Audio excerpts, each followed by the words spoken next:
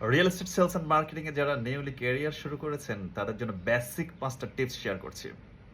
Number 1, know your product and market. আপনার product নলেজের পাশাপাশি কম্পিটিটর অ্যানালাইসিস, পাশাপাশি মার্কেট অ্যানালাইসিসটা আপনার মাথায় থাকতে হবে।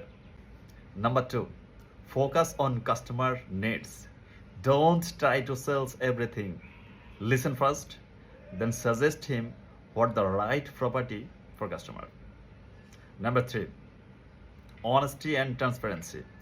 একেবারে জার্নির শুরু থেকে লিড জেনারেট থেকে শুরু করে কাস্টমারকে প্রপার্টিটা হস্তান্তর করে দেওয়া পর্যন্ত পুরো জার্নিতে আপনাকে অনেস্ট এবং ট্রান্সপারেন্ট থাকতে হবে।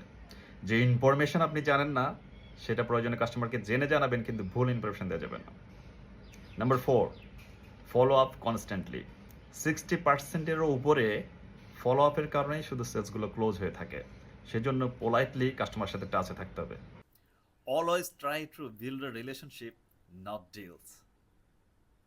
সব সময় যে আপনি প্রত্যেকটা কাস্টমারকে আসলে সেলস করে ফেলতে পারবেন বিষয়টা কিন্তু এরকম না। বাট আপনি চাইলে প্রত্যেকের সাথে একটা স্ট্রং রিলেশনশিপ বিল্ড আপ করতে পারবেন, যেটা আপনার ফিউচারে হয়তো কাজে লাগবে। সে হয়তো প্রপার্টি আপনার কাছ থেকে কিনবে না, বাট আপনাকে রেফারেন্স দিয়ে হলেও সহযোগিতা করবে।